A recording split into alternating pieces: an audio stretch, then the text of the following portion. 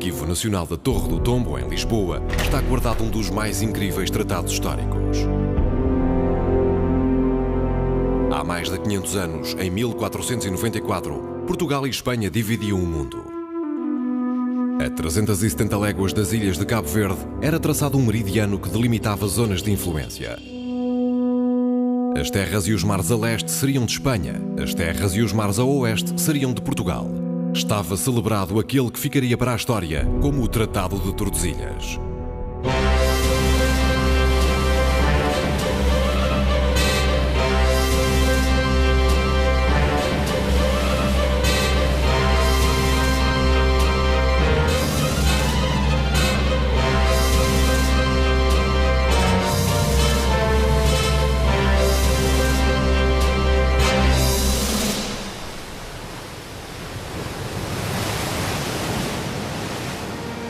Portugal, um pequeno reino situado no extremo sul da Europa, lançava-se à conquista dos mundos, quebrando barreiras físicas e psicológicas até então intransponíveis. Da idade dos mundos fechados, dominado por medos e mitos, à idade do mundo em movimento, Portugal esteve na vanguarda. Os portugueses souberam criar e adaptar as melhores embarcações e, dominando ventos e marés, foram os primeiros a chegar à África, Índia, Brasil e Japão. O que é espantoso acerca das explorações portuguesas do século XV ao século XVI é que fizeram com que um pequeno país europeu formasse um enorme império espalhado pelo mundo. E isto só foi possível porque houve embarcações capazes de enfrentar mares nunca antes navegados, vencendo medos e tempestades nunca antes vistas. Mas afinal, que navios seriam esses que permitiram viagens tão extraordinárias? Instituto Superior Técnico de Lisboa. Nuno Fonseca é engenheiro naval e dirige um trabalho de investigação que pretende revelar como seria uma embarcação que fazia as mais longas viagens dos descobrimentos portugueses. Portanto, é evidente que Portugal, nesta altura, dominava a tecnologia de construção naval. Estes navios eram dos mais avançados que faziam naquela altura. Eram tecnologia de ponta. Visto por esse lado, é parecido com o vai-vem espacial. O vai-vem é o melhor que se pode construir na aviação espacial. Da mesma forma, os navios construídos para as descobertas eram os melhores navios da altura. Estamos a falar da utilização de tecnologia de ponta. É o melhor que há em cada momento. Simplesmente uma coisa é ir para o espaço com a parafernália imensa de computadores atrás e com uma capacidade de programação e preparação das viagens que existe hoje em dia, e outra coisa é ir para o mar no século XVI. Era muito mais difícil a vida a bordo dos navios veleiros no século XVI do que viver a bordo do Space Shuttle. Isso até se prova porque hoje há turistas espaciais e no século XVI por turismo ninguém navegava. Se pensarmos que somos muito avançados, cometemos um grande erro. Porque se recuarmos 500 anos, percebemos que houve uma capacidade extraordinária das pessoas para pegar na tecnologia contemporânea e usá-la de uma forma que lhes permitiu fazerem coisas que nenhum de nós poderia fazer hoje. Empreendimento organizado de descobrimento a longo prazo, o feito dos portugueses foi mais moderno, mais revolucionário do que as largamente celebradas proezas de Colombo. Não existe uma única pessoa entre nós que hoje seja capaz de fazer o que um navegador português conseguiu fazer há 500 anos. Apesar de terem dado início a uma época fabulosa de descobrimento e exploração do mundo, os navios dos descobrimentos são quase totalmente desconhecidos. Hoje, sabe-se mais sobre os navios de há 2000 anos do que sobre os navios dos séculos XV e XVI. Porquê? Não há quase nada escrito acerca da construção dos navios da Idade Média. As pessoas não escreviam acerca de como se faziam as coisas. Isto traduz uma situação curiosa. É que os portugueses chegaram ao Japão 120 anos depois de terem iniciado os descobrimentos, com toda a evolução que isso significa, sem que existisse qualquer tratado técnico de construção naval. O que, em rigor, significa também que entre 1420, 1421 e até cerca de 1570, quando aparece o primeiro texto técnico, todo o nosso trabalho é feito sem documentos feitos por técnicos ou com conhecimentos técnicos que nos expliquem como são exatamente as embarcações. Se recuarmos 500 anos, percebemos que o trabalho nos estaleiros se baseava na passagem oral do conhecimento. Um mestre tinha conhecimentos que eram transmitidos de pai para filho com a documentação mantida secreta, não porque se reportasse à construção de navios secretos, mas por uma razão que se define de uma forma muito simples, é o sigilo profissional. Havia uma política de enorme confidência, não sei, eu chamaria sigilo talvez seja exagerado. Lembramos que os reis, na altura, e sobretudo Dom João II, era um político, e ele sabia que um dos segredos do seu sucesso era, com certeza, evitar a concorrência. Por vezes, Dom João II distribuía falsas informações para distrair, digamos assim, os seus adversários. Estaleiros de Vila do Conde. Rogério de Oliveira é almirante e arquiteto naval. Esta é a sua mais recente obra, a réplica de uma nau que terá feito uma das primeiras viagens entre a Europa e o Oriente no final do século XV.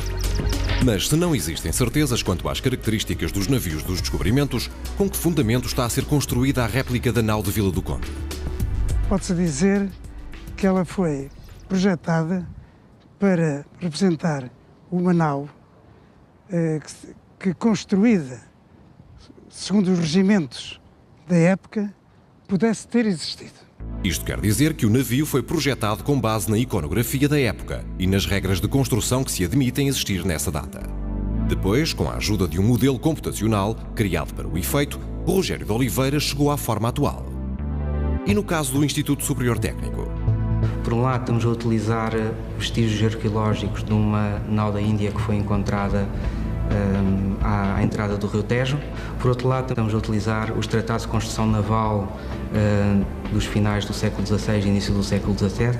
No entanto, estamos a desenvolver trabalho também com os modelos computacionais mais avançados que existem neste momento. Estamos a bordo de uma embarcação que se considera ser uma réplica tão exata quanto é possível de uma caravela dita dos descobrimentos. Depois de ter sido posta em causa a execução de uma réplica credível por falta de informação, Rogério de Oliveira aceitou o desafio. Não teve receio das críticas e assumiu eventuais desvios em relação ao que seria uma verdadeira embarcação quinhentista. Assim surgiram as réplicas Vera Cruz, Boa Esperança e Bartolomeu Dias. Os historiadores da náutica e os marinheiros têm debatido sobre a fiabilidade dessas réplicas. É muito difícil chegar a uma conclusão. With replicas of Portuguese ships, acho que o que se descobriu foi que estas embarcações eram mais complexas do que se pensava. Talvez até mais avançadas do que se pensava. E tinham problemas que desconhecíamos. Quem olhar, por exemplo, para a réplica da caravela que se encontra hoje ancorada em Lagos, à primeira vista diz que é um navio demasiado alto, que tem o centro de gravidade muito acima do nível do mar e que terá dificuldades em navegar. Tem proporções que lhe permitem ter um centro de gravidade, penso eu, que extremamente estável. Pelo menos da nossa experiência até agora com navegação. A caravela Boa Esperança já enfrentou grandes tempestades, com vagas de 12 metros. Já navegámos com água pelo sobrado do Salão, com as nossas bombas de fundo, a trabalhar constantemente, dia e noite, para manter o nível da água. Se não fossem os meios adequados e modernos que temos a bordo, já tínhamos ido ao fundo. Mas quando o navio está de facto a navegar com as velas armadas e com o vento forte, ele navega perfeitamente e controla perfeitamente a ondulação. Por isso é difícil dizer que não é uma réplica adequada. A grande prova é elas serem capazes de navegar até ao Cabo da Boa Esperança. Fui um dos poucos estrangeiros a ser membro da tripulação da caravela Boa Esperança durante alguns anos. E para além de um grande privilégio, foi muito divertido para alguém que é historiador de assuntos marítimos. Fizemos várias viagens juntos.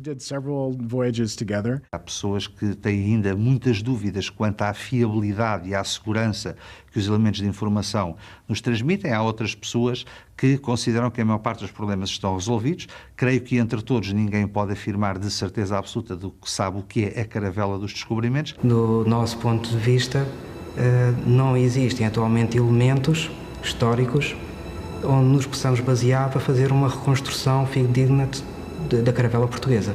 E vai haver sempre debate até nós conseguirmos encontrar uma caravela intacta através de processos arqueológicos. Francisco Alves é diretor do Centro Nacional de Arqueologia Náutica e Subaquática e a sua mais recente descoberta pode ser um contributo decisivo para o estudo das caravelas portuguesas do século XV. Será que o tão desejado vestígio arqueológico afinal já foi encontrado? O que temos aqui perante nós são as próprias peças do navio da Ria de Aveiro, conhecido por Ria de Aveiro A. A escavação do vestígio permitiu tirar imediatamente uma primeira conclusão. A extremidade traseira do navio era em tudo semelhante ao descrito no livro primeiro de Arquitetura Naval de Batista Lavanha, escrito em 1608. Então será que afinal esta caravela é de princípios do século XVII? Só há uma forma de o saber: proceder à análise por radiocarbono. Depois de 4 datações, não há margem para dúvidas. A caravela escavada na Ria de Aveiro é de cerca de 1450. Foi encontrado o mais antigo vestígio à escala internacional de uma caravela dos descobrimentos. Curiosas são as semelhanças entre o navio e as páginas do tratado, escrito 150 anos depois. Parece saído da própria página do Lavanha, o coço da Ria de Aveiro A. Mas há outras coincidências entre o tratado escrito em 1608 e o vestígio encontrado em Aveiro. A forma de encaixe extremamente sólido das peças da quilha e do casco e o tipo de pregadura mista com pregos de ferro e cavilhas de madeira são iguais à descrição feita por Lavanha 150 anos mais tarde e são marcas inconfundíveis do tipo de construção feita na Península Ibérica. Este tipo de características, mais esta assinatura arquitetural, faz com que quando nós arqueólogos encontramos restos de navios, por mais ínfimos que sejam, com esta característica específica, nós estamos de certeza sobre um navio português ou espanhol. No caso da Ria de Aveiro, apenas 50% do casco foi recuperado. Mas qual seria então a principal característica da caravela? Acima de tudo, o que distinguia a caravela das restantes embarcações era o facto de ter vergas oblíquas com velas triangulares, também conhecidas por pano latino. Isto dava à caravela uma vantagem que outros navios não tinham. Que era a vantagem da caravela? A caravela, contrariamente ao que era a navegação tradicional europeia, podia navegar quase contra o vento, isto é, brulinava, como hoje em dia se diz. Em África, ao longo da costa do Saara até à Zona Verde, que era a navegação mais crítica nessa altura e que demorou mais tempo a ultrapassar esse problema, os ventos e as correntes empurram-se quase sempre no mesmo sentido. E, portanto, era relativamente simples ir para o sul. Era muito complicado voltar porque se vinha contra o vento. De facto, foi o navio revolucionário para conseguir explorar o Atlântico. A caravela era uma embarcação ágil que conseguia velocidades notáveis contra o vento. É o antepassado dos barcos de corrida ou é um barco de regata de há 600 anos? Bem, esta caravela chegou a atingir 9 nós. E no passado há registro das caravelas de atingirem 6, 7, 8 nós. Dos navios de grandes dimensões estavam provavelmente entre os mais rápidos dos séculos XV e XVI. As caravelas como esta há 600 anos era o equivalente aos barcos da Taça América. Não, isso está errado. Não são navios de competição de forma alguma. Os navios de competição foram feitos a pensar apenas na velocidade. As caravelas foram feitas para resolver diferentes tipos de problemas. O que fazia da caravela uma embarcação tão boa é que podia navegar em águas pouco profundas. Era um navio muito versátil e manobrável. Podiam ir mais longe, levavam mais carga e podiam navegar em sítios onde os outros navios não podiam.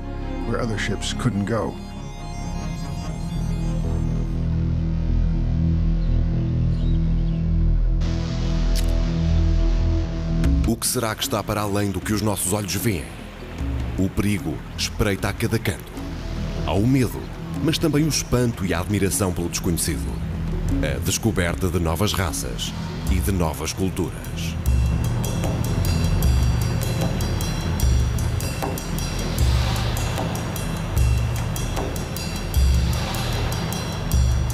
Mas quais são afinal as origens da caravela? Há quem defenda que ela resulta da evolução de embarcações árabes e há quem acredite que ela deriva do caique, uma embarcação tradicional do Algarve. Será que a caravela é uma invenção portuguesa? Seguramente que a caravela é um tipo de navio parecido com o que já era conhecido no Mediterrâneo, embora adaptado pelos portugueses por uma função específica que era nova. Uma das qualidades dos portugueses era serem muito bons a fazer versões híbridas da tecnologia já existente na Europa. Levaram dos países do norte da Europa navios muito pesados, construídos para o Mar do Norte, e juntaram as velas latinas usadas no Mediterrâneo. Ao combinar estas duas tecnologias muito especializadas, os portugueses criaram algo completamente novo.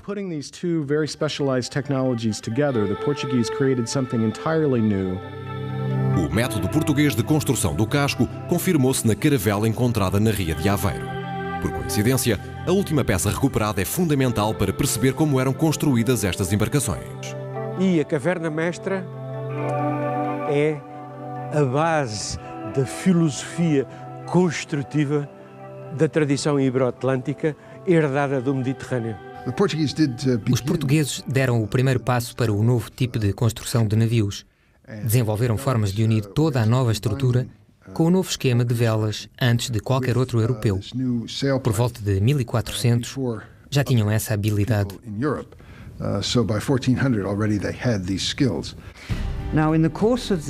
No decorrer do século XV, os portugueses, primeiro sob o comando do infante Dom Henrique e mais tarde especialmente sob o comando de Dom João II, conseguiram começar a dominar o Atlântico Sul, que era uma área totalmente desconhecida para os navegadores antes desse período. 1415 marca o início da expansão de Portugal. De Lisboa partem 200 navios, conquistando a cidade de Ceuta, no norte da África. O infante Dom Henrique surge como figura-chave.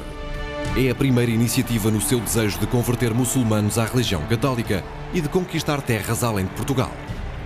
Numa época em que a tese de Ptolomeu fazia crer que o Oceano Atlântico encerrava em África e o Índico era um mar fechado, em que todos achavam que o Atlântico estava cheio de monstros e alguns acreditavam que as embarcações caíam no abismo porque o mundo acabava ali, os portugueses lançavam-se à conquista desse oceano desconhecido e temido, iniciando a grande epopeia dos descobrimentos. Eu pessoalmente considero que o infante Dom Henrique é talvez a figura decisiva em todo o processo dos descobrimentos portugueses, porque a verdade é esta: o mais difícil é começar e o mais difícil é que alguém comece. E esse alguém que começou todo o processo, que transformou a história da humanidade, que começou verdadeiramente a Idade Moderna, foi o infante Dom Henrique. E isto porquê? Porque antes do infante Dom Henrique ninguém queria arriscar. Foram necessárias 15 tentativas, ordenadas pelo infante Dom Henrique, para que os marinheiros portugueses conseguissem finalmente dobrar o Cabo Bujador. Aconteceu em 1434, a bordo de uma pequena barca comandada por Gilianas. Vencidos os medos e as tempestades, estava aberto o caminho para o Atlântico Sul. Os portugueses tinham provado que era possível navegar no Atlântico, mas as características dos ventos e das correntes obrigavam doravante à utilização de uma embarcação mais versátil, a caravela. Foi com esta embarcação que os portugueses prosseguiram a exploração da costa ocidental de África. A sua presença ao longo da costa foi sendo assinalada pela colocação de padrões, que ainda hoje são visíveis em alguns pontos do continente africano.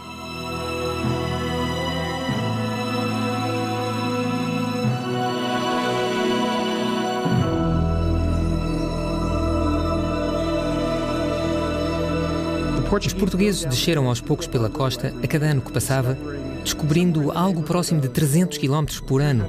Variava de ano para ano, mas a ideia era expandir o conhecimento aos poucos e eventualmente encontrarem o caminho para a Ásia, que era, obviamente, o objetivo principal. Será o Atlântico um mar fechado, como defende Ptolomeu, ou uma porta para o Oriente, como acredita o rei português Dom João II? Se a África continuasse para sul, o navegador Bartolomeu Dias não tardaria a encontrá-la, mas a única coisa que os marinheiros veem é água sem fim. Após dias de tempestades nunca vistas noutros mares, Bartolomeu Dias decide rumar para norte.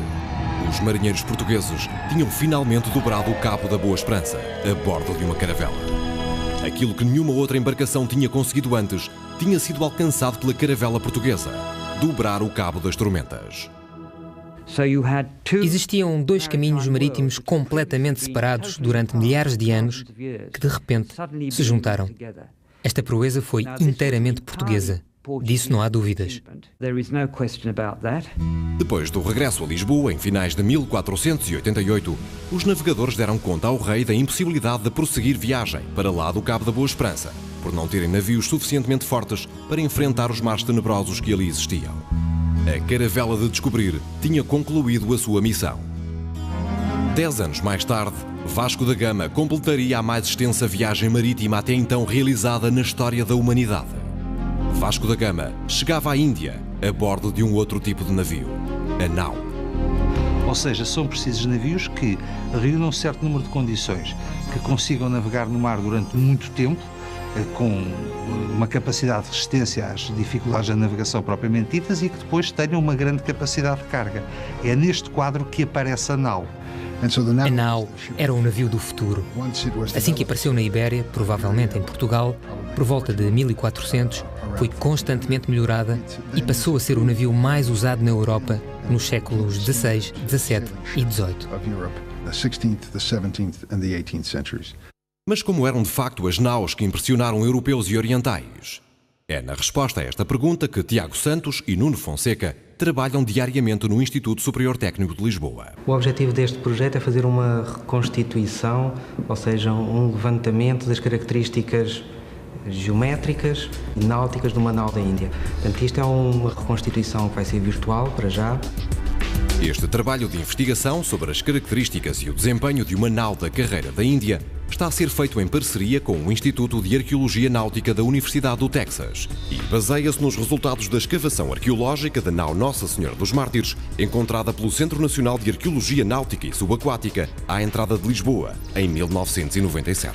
Foi encontrada a Nossa Senhora dos Mártires do ponto de vista arqueológico, é um dos únicos e um dos mais importantes testemunhos e fontes de informação sobre certos aspectos dessas naus da Índia.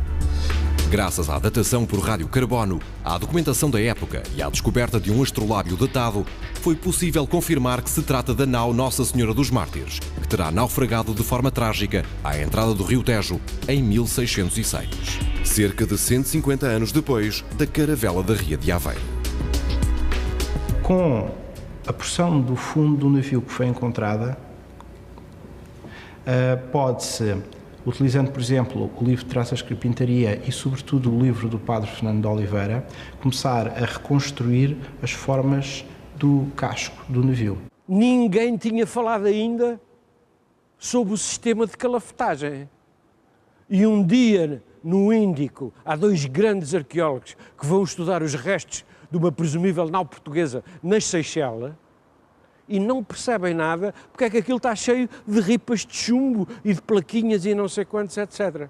Ora, fomos encontrar exatamente na Nossa Senhora dos Mártires o primeiro testemunho de utilização de cordão de chumbo enrolado para calafetar cada tábua que encostava, grossíssima, aquelas tábuas. Sabe-se hoje que o método de calafetagem utilizado nas embarcações portuguesas provém de um sistema milenar de calafetagem de cisternas.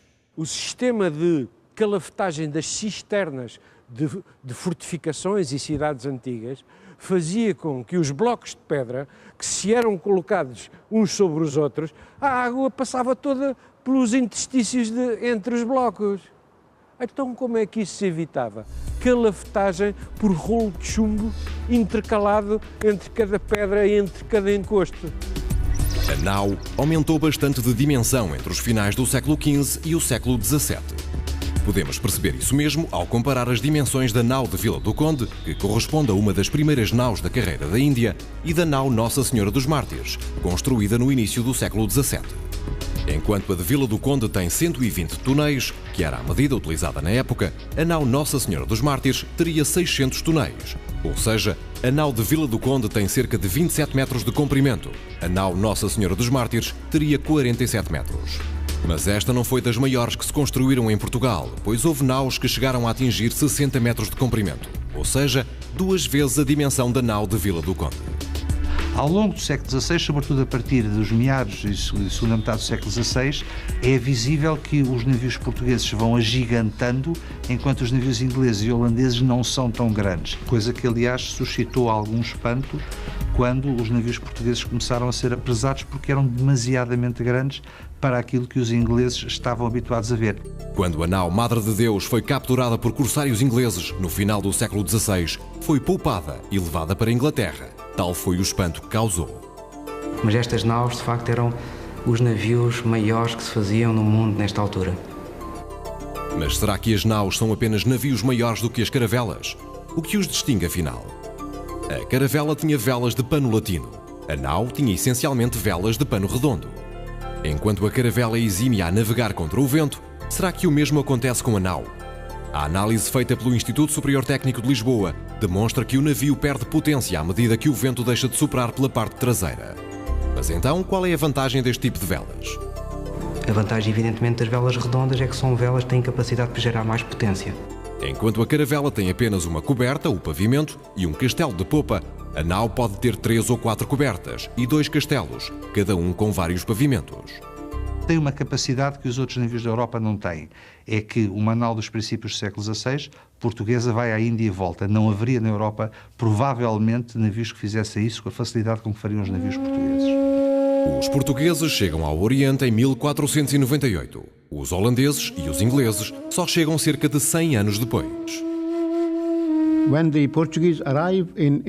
Quando os portugueses chegaram à Índia, no final do século XV, era a primeira vez que uma potência europeia chegava à Ásia. Entre os europeus, os portugueses foram os primeiros a chegar ao pequeno porto de Malaca, a fazer comércio e a conquistá-lo. Esta foi a primeira vez que os europeus pisaram solo japonês. Pode-se assim dizer que os portugueses foram o primeiro contacto que o Japão teve com o Ocidente. Em 1500, Pedro Álvares Cabral sai com uma armada de 13 navios com destino à Índia. Descobre o Brasil e prossegue viagem para o Oriente, tornando-se no primeiro navegador do mundo a ligar 4 continentes: Europa, América, África e Ásia. Iniciava-se assim a carreira da Índia, que os portugueses iriam explorar nos séculos XVI e XVII. O comércio, que até aí era feito por via terrestre, com muitos intermediários, passa a ser dominado pelos portugueses por via marítima. Imagine, por exemplo, em preços atuais, se um quilo de pimenta custava 10 euros no sul da Índia, através da rota terrestre ele chegaria à Europa valendo 1000 euros, suponhamos. Se os portugueses conseguem ir diretamente à fonte buscar esse produto, é essa a ideia básica, portanto vão ter lucros imensos e, de facto, durante quase um século vão ter o monopólio do comércio com o mundo asiático. Os portugueses dinamizaram a economia asiática, alargando as trocas e redes comerciais a uma maior escala, redimensionando o comércio asiático. Os portugueses, quando foram para o Índico, tentaram sempre que possível estabelecer acordos com os reis locais. Quando não foi possível estabelecer esses acordos comerciais, os portugueses tiveram de conquistar esses territórios aos muçulmanos. Só entre Moçambique e o Oriente, os portugueses construíram mais de 50 fortalezas marítimas. Hormuz, no Irão, Goa, na Índia e Malaca, na Malásia, foram pontos-chave que o estratega português Afonso de Albuquerque conquistou no início do século XVI. Nessa época, Malaca era o porto mais movimentado da Malásia, incluindo Singapura. Era o centro do comércio, portanto todos vinham negociar a Malaca. Eu diria que o que Singapura é hoje, Malaca era nessa época a cidade mais importante.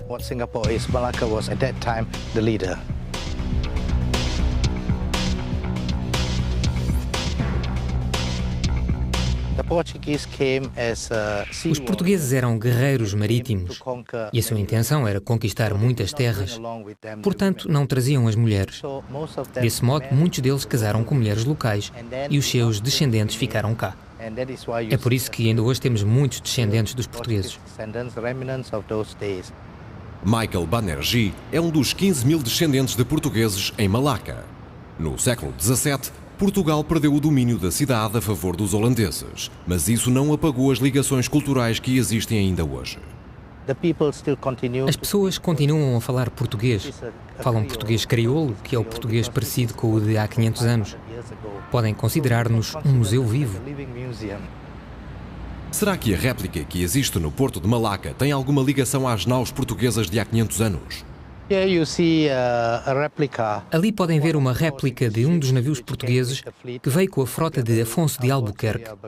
Esta réplica foi construída pelo Estado em memória da frota que conquistou Malaca.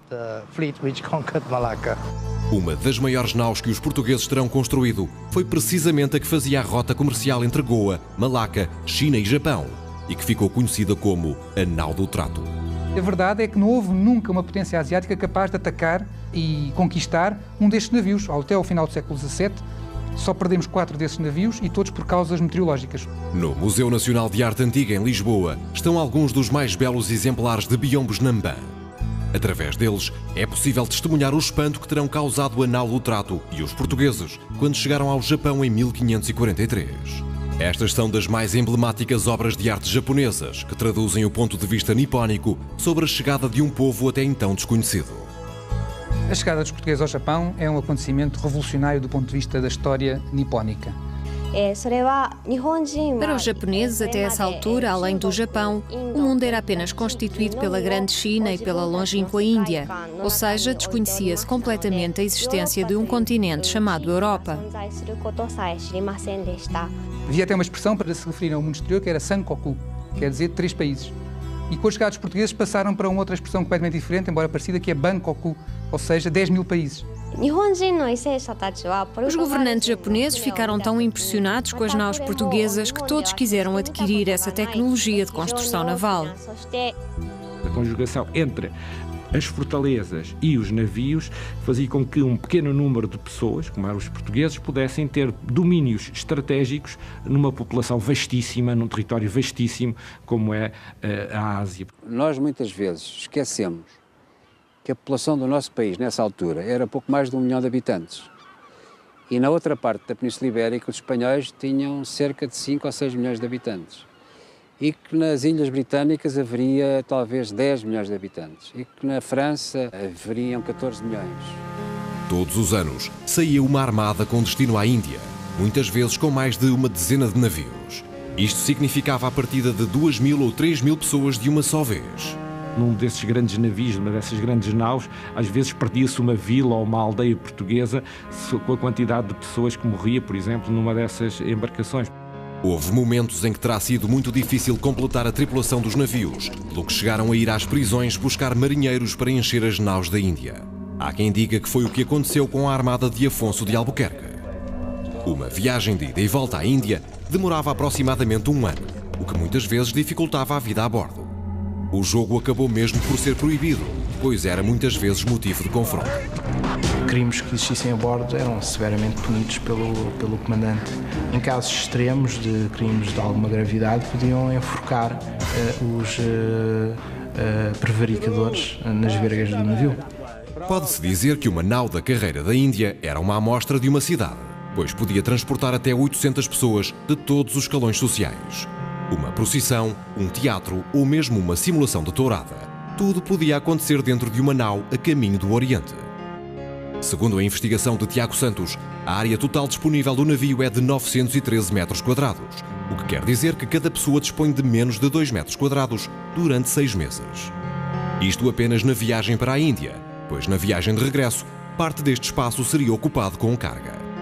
A maioria dos marinheiros e passageiros de classe baixa dormiam a maior parte das vezes no convés ou junto com a carga. Sem casas de banho e com animais vivos a bordo, as condições de higiene eram muito precárias. O biscoito era a base da alimentação e a água, que acabava por se deteriorar, era muitas vezes fonte de doenças. A falta de alimentos frescos conduziu ao aparecimento de uma doença até então desconhecida, o escorbuto.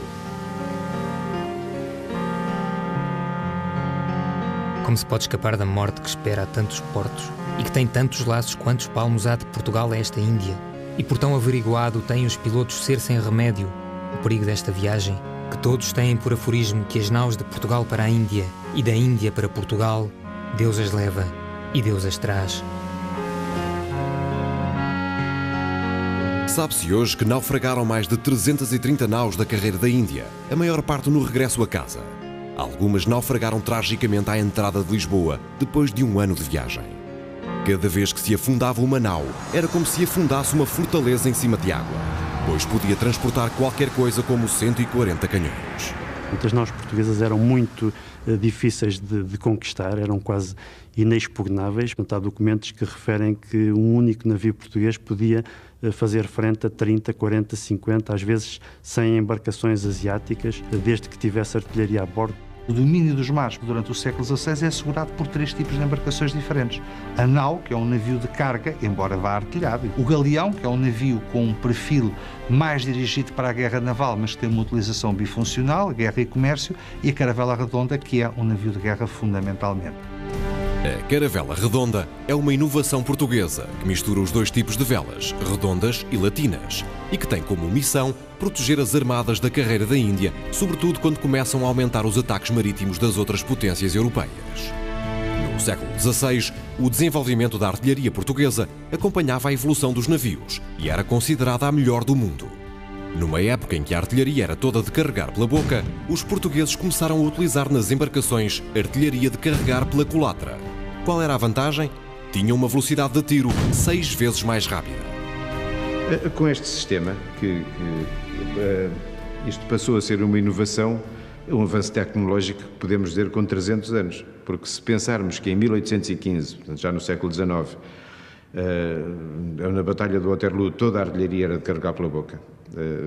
É notável que no século XVI se tenha concebido um sistema destes. Ainda hoje, na escola primária, todos os japoneses ouvem logo falar dos portugueses por isto mesmo, porque foram os portugueses, com a sua chegada, que trouxeram instrumentos tão importantes como a espingarda. E aqui, se querem termos uma noção muito clara, é bom não esquecer que a pólvora foi inventada na China. Mas a chegada de uma arma que dispara com o uso da pólvora é feita pelos portugueses que deram a volta ao mundo para chegar ao Japão. A chegada das armas de fogo alteraria radicalmente a configuração política do meu país e contribuiria decisivamente para a unificação do mesmo. A chegada dos portugueses ao Japão representa, indiscutivelmente, o segundo grande salto tecnológico que o Japão deu desde o início da sua história. Os portugueses de então possuíam um nível tecnológico muito avançado, principalmente no que diz respeito à tecnologia náutica e à cartografia. O primeiro mapa-mundo rigoroso que existe, que é feito com base nesse levantamento costeiro, feito essencialmente por portugueses, é o chamado mapa de Cantino, de 1502, que na aparência é um mapa moderno. Esse mapa de Cantino só conhecemos hoje em dia por uma razão, é que era um mapa de um espião. O Porto de Lisboa era frequentemente visitado por espiões, enfim, da vizinha Castela, por espiões vindos de Itália, enfim, no caso do célebre Cantino, que conseguiu ter acesso ao mapa padrão português. Portanto, Cantino não era o nome do autor do mapa, mas sim do espião que trabalhava ao serviço de um duque italiano. Nos séculos XV e XVI, os cartógrafos portugueses eram dos mais cobiçados da Europa, fruto dos conhecimentos que iam adquirindo sobre novas terras e do rigor que aplicavam nas cartas. Um outro progresso muito importante da ciência, talvez mais importante ainda que a cartografia, foi a orientação, isto é, saber-se onde é que se estava. Os marinheiros holandeses e ingleses não tinham os navios nem o sistema de navegação que os portugueses tinham. Por exemplo, não conseguiam medir a latitude e os portugueses já o faziam em meados do século XV. E para isso começaram a usar instrumentos de navegação que foram adaptações para o mar daquilo que já se usava em terra para funções geodésicas. E o primeiro instrumento foi o quadrante. Quadrante, astrolábio náutico e balestilha, instrumentos que os portugueses adaptaram da terra para o mar. A partir da posição da estrela polar ou do Sol, podiam navegar longe da costa, sem se perderem. A navegação que o Vasco da Gama faz pelo Atlântico Sul é, de facto, uma das navegações mais extraordinárias que alguma vez na história se fez, porque, como digo, foi com certeza a primeira vez que alguém fez uma navegação que não fosse simplesmente a direito durante 3 meses sem ver costa e sem se perder. Implicou com certeza um grande esforço científico anterior e, sobretudo, muita coragem do rapaz de 27 anos, que era a idade que Vasco da Gama tinha. Já sabemos que a nau apenas atingia a performance desejada se tivesse vento pela popa, isto é, pela parte de trás. Ora, para que isso acontecesse, era necessário escolher a melhor rota para chegar à Índia. Por isso, as naus deveriam sair de Lisboa em março para que as condições fossem as mais favoráveis. O navio devia seguir junto à costa ocidental de África até sul de Cabo Verde. Nesta zona, os ventos predominantes são aqui ventos de nordeste e, portanto, o navio fazia este percurso com o vento pela popa e pela alheta, portanto, ventos favoráveis. Junto ao Equador, existe uma zona de calmarias. Por isso, os navegadores portugueses tinham de fazer uma alteração de rumo. A solução era atravessar o Atlântico em direção ao Brasil. E faziam isto com o objetivo de começar aqui a apanhar os alísios de sueste, aproximadamente de lado, ou seja, de través. Quanto mais a sul conseguissem chegar, mais segura era a viagem. Acontecia por vezes que os navios subiam demasiado ou chegavam ao Brasil tarde demais. E nesses casos, os ventos alísios passavam a ser desfavoráveis. E quando isso acontecia, os navios eram empurrados para junto aqui da costa do Brasil, a norte, e umas vezes ficavam ali, esperavam ali que o inverno passasse, outras vezes acontecia mesmo voltarem para Lisboa. A travessia do Atlântico era a parte mais complicada da viagem e aquela que exigia mais perícia dos navegadores portugueses. O problema que eventualmente podia acontecer aqui a passar o Cabo da Boa Esperança era apanharem tempestades violentas. Se a estimativa da latitude não fosse bem feita e se os navegadores descessem demasiado para sul, seriam apanhados por ventos e tempestades cada vez mais fortes. Idealmente, os navios deviam passar o Cabo da Boa Esperança em junho, para poderem apanhar os ventos favoráveis da monção que os conduziria até à Índia. O regresso ideal seria por volta de dezembro, janeiro, pois é a época do ano em que o regime de ventos é contrário ao da monção, empurrando os navios para sul. E finalmente, para chegar a Lisboa, o navio teria que fazer uma volta pelo Atlântico até junto dos Açores, para junto aos Açores mais uma vez apanhar vento favorável. Pois se os navios tentassem fazer a viagem de regresso junto à costa ocidental de África, o navio apanharia vento pela frente e não conseguiria finalizar a viagem. Os pilotos, muitos deles não sabiam ler e alguns sabiam contar mal. O que eles tinham que saber fundamentalmente é saber somar e subtrair, porque a sua cultura era muito pequena. Mas a sua experiência era impressionante. Perdemos a capacidade para navegar um navio usando apenas uma ampulheta e guiando-nos pela posição do Sol e das estrelas. Perdemos a capacidade de ler o mar, tal como esses navegadores o faziam. Se agora for à fragata Álvares Cabral ou à Vasco da Gama, o que vê é os oficiais e os sargentos e as praças dentro de um compartimento com ar-condicionado ou aquecido e praticamente não têm contacto com o vento. Todo o ar que nós respiramos dentro do navio é filtrado e é monitorizado de forma a garantir uma qualidade ambiental muito elevada. E porquê? Porque também não precisam de estar cá fora, porque têm o GPS, esses instrumentos todos que lhes permitem saber a posição instantaneamente, não é? Nós, a bordo deste navio, temos 5 radares. Para além desses radares, temos guerra eletrónica. Temos equipamentos que escutam os sons debaixo d'água. E o modo de comunicarem correspondia a sinais luminosos ou a sinais sonoros. Sinais luminosos feitos com lanternas e também sinais acústicos que eram feitos com peças de artilharia. Ainda tenho embarcado 2 helicópteros que funcionam como braços armados e braços de sensores que me estendem a minha capacidade para além dos 400 km a partir do navio. Naquela altura havia batéis, havia pequenas embarcações a bordo dos navios que se faziam às vezes o helicóptero. Assim como a fragata Vasco da Gama é hoje o local com mais tecnologia por metro quadrado em Portugal, também as caravelas e naus eram o mais avançado tecnologicamente nos séculos XV e XVI.